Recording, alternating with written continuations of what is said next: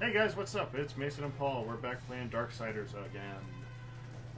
We're gonna play. When you said again, it's like, oh, it's what a drag. Yeah. It's like says the guy who's not even playing. Yeah. It's like, man, this is a bunch of skulls beating up each other.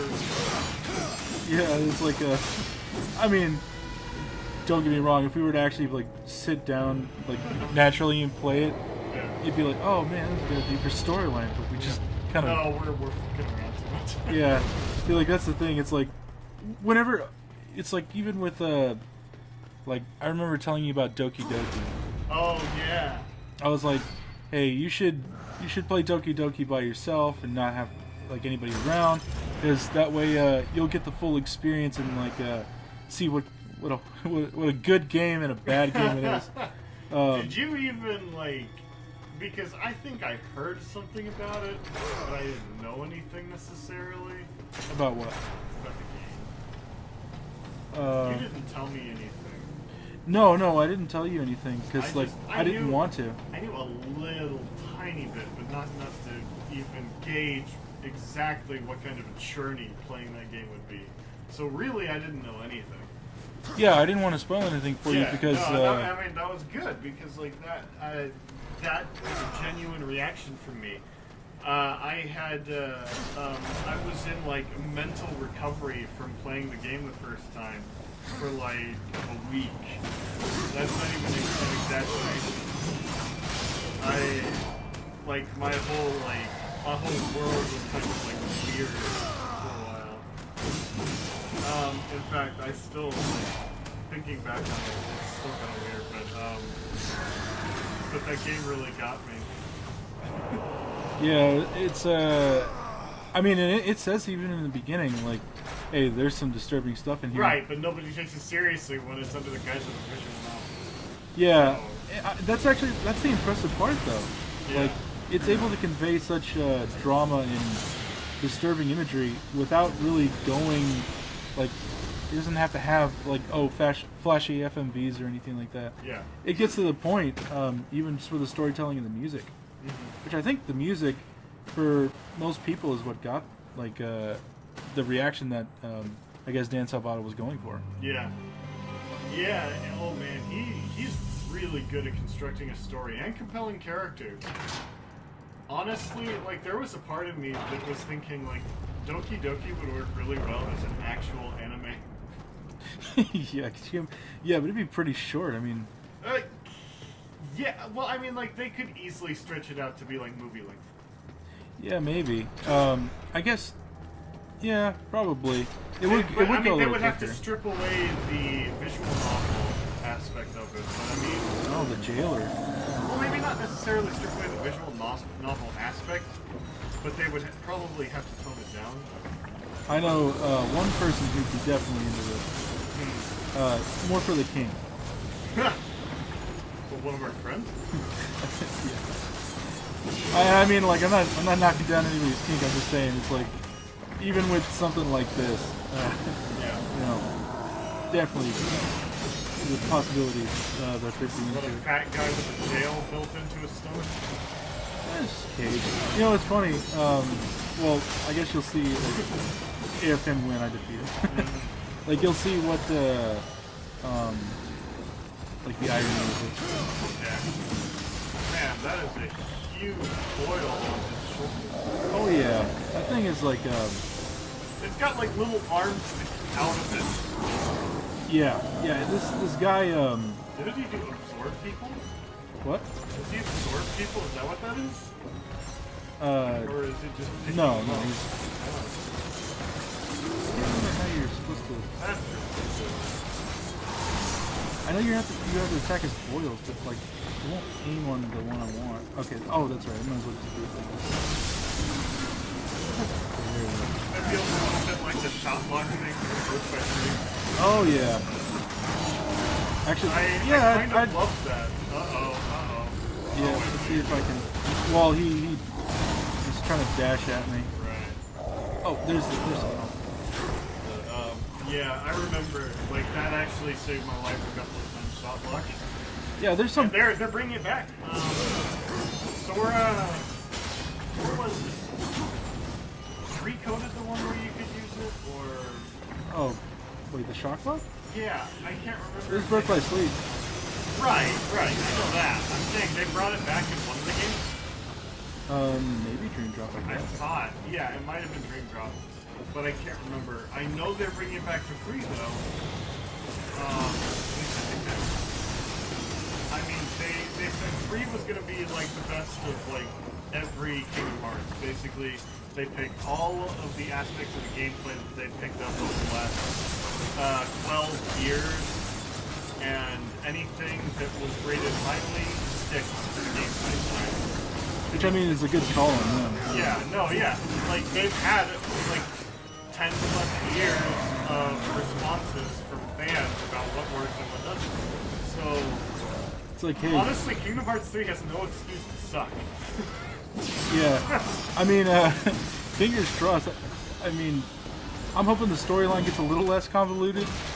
Dream Drop Distance was just I feel like it will once Sora is out of the spotlight. Yeah, see, like, the thing is, with Dream Drop, it was just like, time travel this, time travel that. It was like... It wasn't even, like, it was time travel, kind of, but it was, like, dream world. So, like, none of it actually happened, but it kind of did. And then... No, yeah, see, the thing was, what I mean by time travel was, at the end, everything made sense until they were like, Xehanort is gonna, if things went the way you want. Xehanort had, like, all his different versions of himself, and all of those are coming into play in the next game. Yeah, and everybody was like, what? And his past version, and I'm like, they didn't even need young Xehanort. There he is. It's like, it's just to make him look cooler. And I mean... Well, I mean, I guess it's the teleporting thing. Well, yeah, I mean, like, there was a lot of hints, too. But I mean, like, it was good. I'm not saying I liked Dream Drop. It was just like Yeah. the ending was a little difficult to like Dream digest. Drop is one of the best in the series, like, period. Like, a lot of people would dismiss anything that wasn't Kingdom Hearts 1 or 2 simply because it wasn't a quote-unquote main series title. Oh. But, I mean, that's not even a fair assessment, really, because Dream Drop Distance is a sequel to 2. Yeah, well, I mean, just like 365 over. Even 365 is like an alternate story. Oh yeah, see, it's that big guy that's controlling that thing.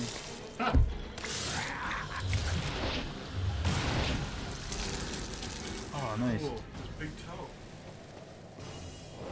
Dang. Yeah, no, see. His silhouette still there, or his shadow? Yeah. Nice. Oh, I'm surprised I thought I was gonna die, to be honest. Like, well, at the end there. Yeah.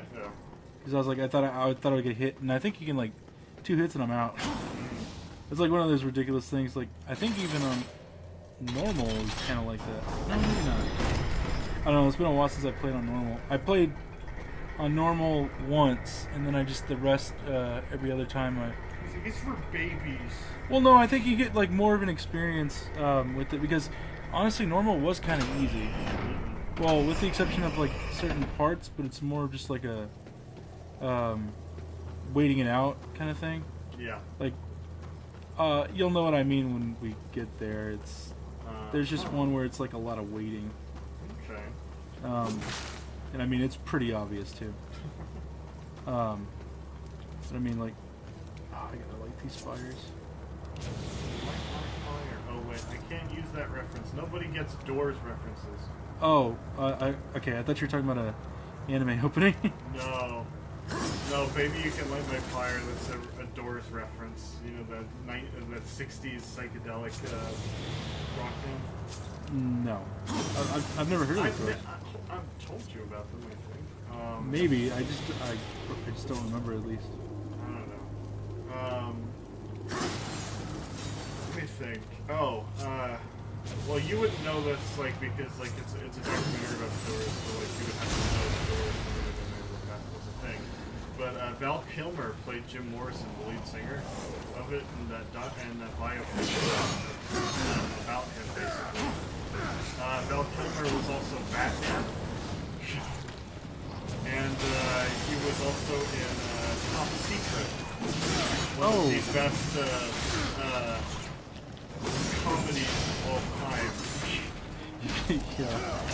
Like, I don't even know, like, it was like a farcical comedy.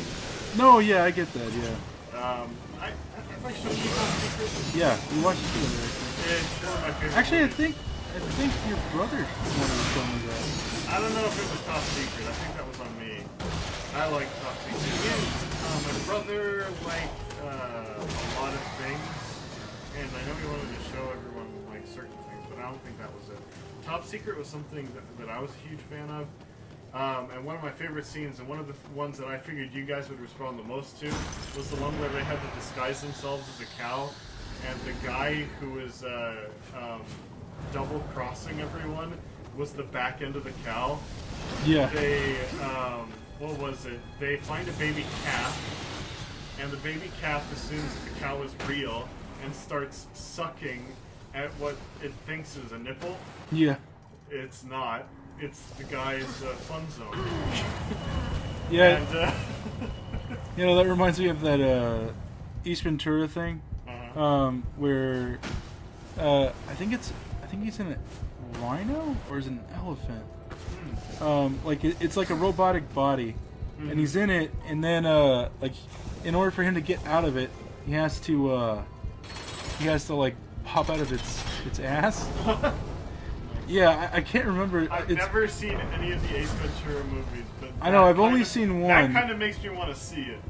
Yeah, I've only seen one, but I mean, they did two, and then they did one where there was a kid with the friggin' weird cowlick thing going, and I'm like, that looks adult. Oh, really? Yes, there was a kid remake of Ace Ventura. Hmm. I don't even know why. I don't know what kind of kid is gonna It's like emulate Jim Carrey. Yeah, it's like I want to be Ace Ventura when I grow up. I mean, Jim Carrey is a terrifying person to imitate. Yeah, it's like, you seen Bruce Almighty? Yeah. All that unchecked power. Yeah, you know, especially like the He way... was a dick to Jennifer Aniston. No, yeah, I'm trying to remember what happens. Like, He made her, like, he got her all sexed up and then, like, made her boobs giant the day after. Oh, yeah, he's like, you're not perfect. Yeah, I'm like, dude, why are you changing her? That's so shallow. I'm like... I mean, wait, did she ask for bigger breasts, though? No, she didn't. He did that. He did that on his own.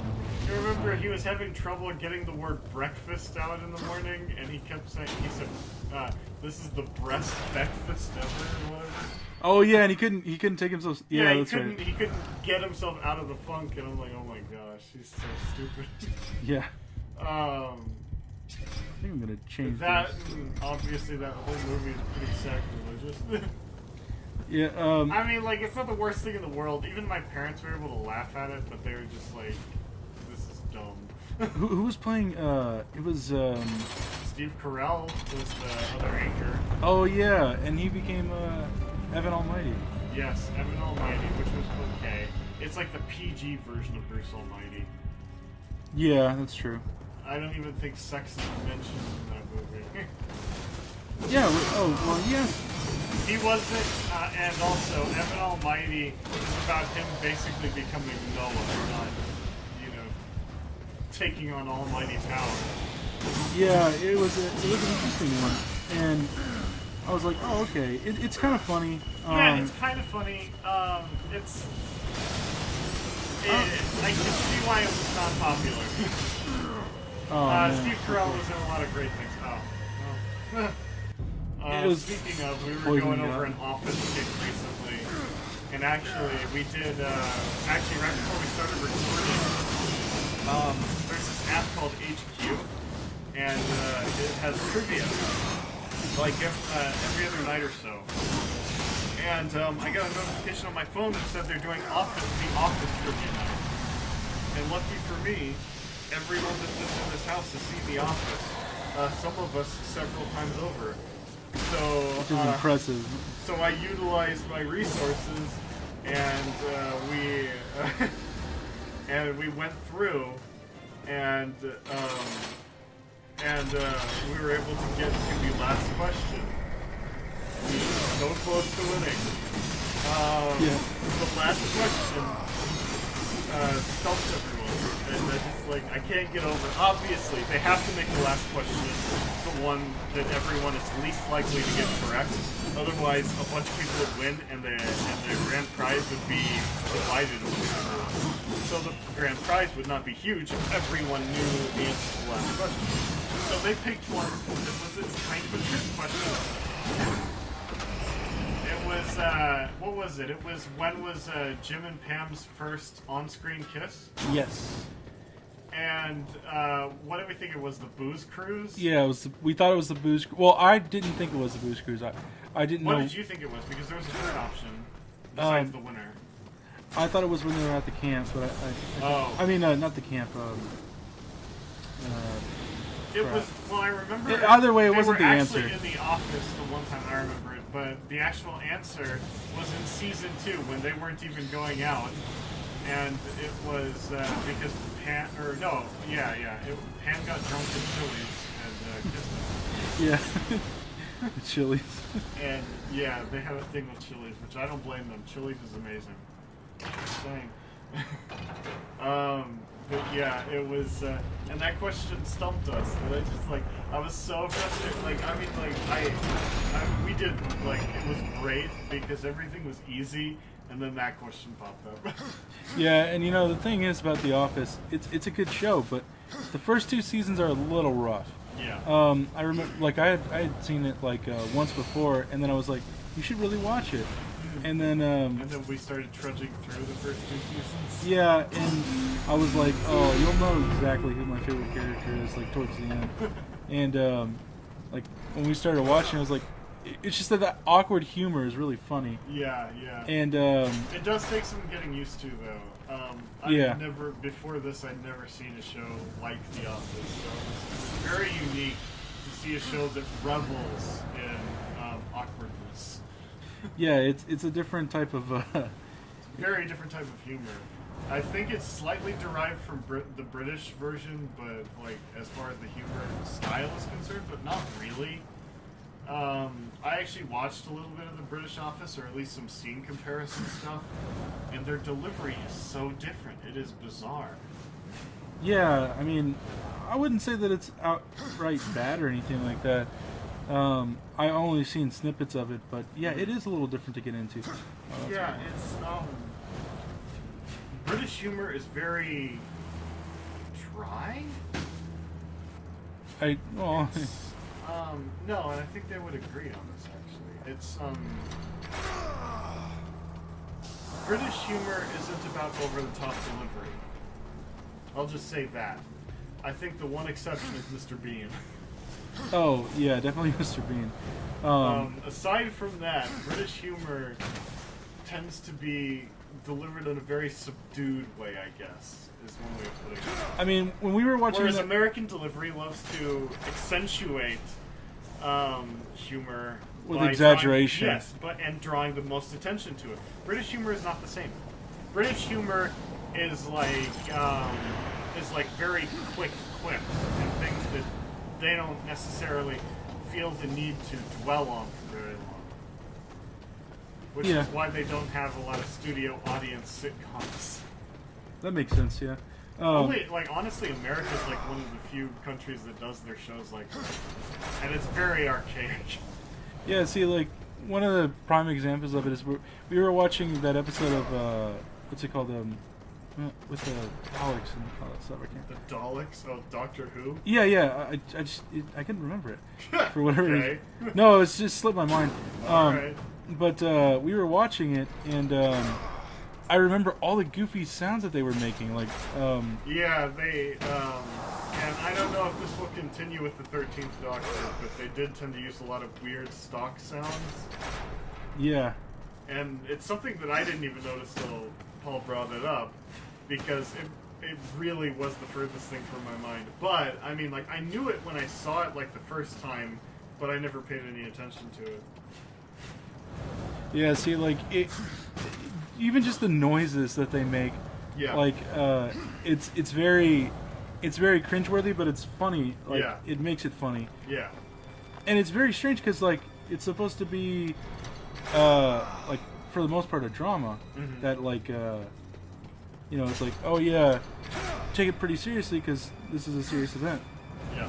but then they can make it instantly like really goofy and cheesy Yeah. by like just throwing you know, like a little stock sound of like a drum hitting or something like that. Yeah, I mean, honestly, that's kind of just Doctor Who for you. Yeah, you were telling me about those. They had like fart monsters and stuff in there. Yeah, and I mean, that was just for one season. And I couldn't get over it because, like, I mean, like, they've had goofy stuff before. Some of the characters, some of the villains from, like, the early series of Doctor Who are just ridiculously, like, dumb figures, or they have, like, really dumb origins. But there are certain things in the new Doctor Who stuff, at least for the last 10 or 15 years, that are just, like, unbelievable in the sense that you can't imagine that someone actually came up with this in this day and age. Yeah, that's true enough. Yeah. And, not to say that it's bad, but it's just very strange, I guess. yeah, and there was some monsters, and, like, honestly, I purposely go to my way to avoid that story. It's even when I'm just watching by myself, because there are parts of that show I cannot get into. I watched it the first time and I was like, okay, that's enough. Yeah, because like I mean, everybody always talks about, oh yeah, the Weeping Angels, they're really good. Yeah. And I mean, like, yeah, that makes sense. The Weeping Angels are creative, but it's like then you get like something really cheesy like that, and it just takes away from the drama. Yeah, and I mean, like, but the interesting thing about it though is like all these shows, or at least up to now, I don't know how the show is currently being run. I believe they have a writer's room now, but before this year, those shows were written by different people, like one specific person usually. Yeah. And so it was like you get like 10 different writers per season. And so all their stories would be self-contained things that one person came up with. That would be a little chaotic, honestly. Yeah, and to me, that's why a lot of Doctor Who stories are all over the place. Yeah, see, it just seems like it's you know, just a huge thing just to try to keep. Be just like a huge problem just to get everything all settled. I wonder how they keep the continuity together. Yeah, I know. So close. Disintegrate. So close. Alright. Well, I just have to do it over again. But I don't think it's. No, I mean, what now in our life? Oh. It's up to you. I'm pretty happy, I guess. Like happy. That's a subjective term. That's true. Granted, well, you know what? Actually, The Pharrell Williams was begged to give it. Pharrell Williams. The wise man of 2014. Him and Post Malone. Post Malone. You guys hear a story about the woman meeting Post Malone backstage at a concert?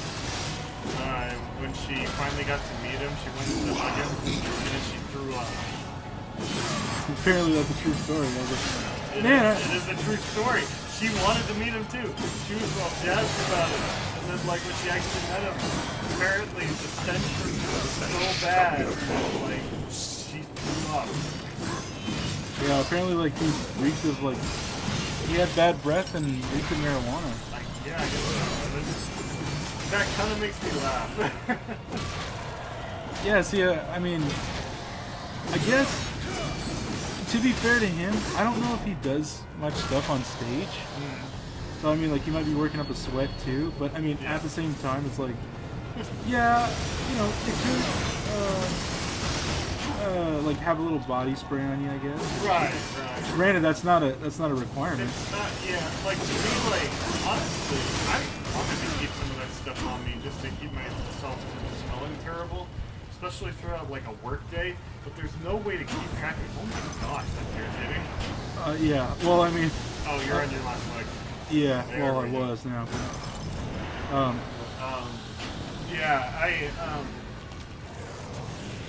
But it's things like work where you want to be like, man, I need to put on some more deodorant or something, and you can't do anything about it. And there's no reasonable way to bring that stuff to work. You got no place to put it. I mean, like, unless you have a locker, I guess. Which is unreasonable. I'm like, I don't know. I'm always in a position where I'm like, man, this is a little bit nicer. Oh man, that poison really got me. Hey. I know. Yeah, you are right back down there. Yeah, the poison really, that little explosion, it got me all the way down. I'm telling you, these things are like, apocalyptic is like, very difficult. Oh man. Yeah. I don't, Okay. Leave the flesh. You know, people just don't use that word anymore. it's like, Leave. yeah, of the flesh. Let's see if I can get this guy. I think he's on his last leg. Only got 2 left. Uh-oh. Oh, I think I got him. Maybe not. Okay, there we go. Ooh.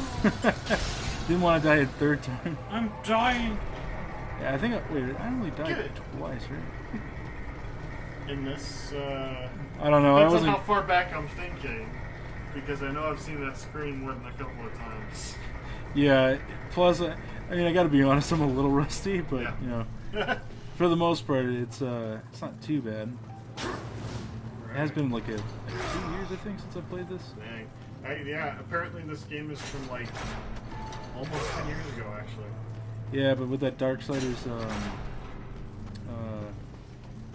what's it called? Darksiders 3. Oh, 3. Yeah, it's coming out soon. So like they were trying to make sure everybody would get a chance to play like the Definitive Edition and War Master. So they bundled it up, and I was like, well, if you're gonna, I guess it's smart because Yeah. if you're gonna play the first 2 and then play the third one, it makes sense. And plus, they wanted to put the game on to new gen consoles, Yeah. so that way it wouldn't alienate gamers like who had like the newer stuff versus like, oh yeah, who has an Xbox and a PS3 now? Right. Well, I mean, like, to me that's kind of funny because they're doing something similar with Kingdom Hearts. Oh yeah, they're doing the crap out of that. Yeah. All 6 games and the new game, all in one. That's amazing. Yeah, I can't believe that. But they've re-released it so many freaking times though, and I just like, why? Yeah, that's true. Just put it. You should have done that in the first place. Because you can already get all of them on one console. I mean, unless you want to play all of them, then you need a DS basically. Yeah. Was it? I think it's just the DS, right? Yeah, and just the PSP. The DS titles were the only ones that were truncated to cinematic scenes only. Everything else you could play through. In that And the back cover thing, the Unchained, that is also cinematic. That was a quick draw thing, so you can play that either way. Yeah. I think it's also connected to the mobile game, actually. Oh, key or I something. think it's the same. I can't remember. It's confusing to me because I feel like they put Unchained on multiple platforms and then spread it out weirdly, so I don't know anymore. But yeah, bottom line, Kingdom Hearts has been re-released so many times that I just don't see the point anymore. But I think the only thing that they're giving Xbox One players is like the cinematic thing. They're like, okay, here's the basic thing. This is all you gotta know, and it's like a 10-minute video, I think. Yeah. Well, the boss is up here. Oh man, so we should probably save that for next time. Yeah. Because oh man, yeah, we're cutting it now because that could take a while. Kinda, yeah. Just Depending if I'm really good at it or not. Yeah. Well, I guess we'll have to see next time. So I thank you guys for joining us. Please like, comment, and subscribe. Let us know if there's any other games you want us to play, and we'll see you again next time for some more Darksiders. Thank you guys again. Bye.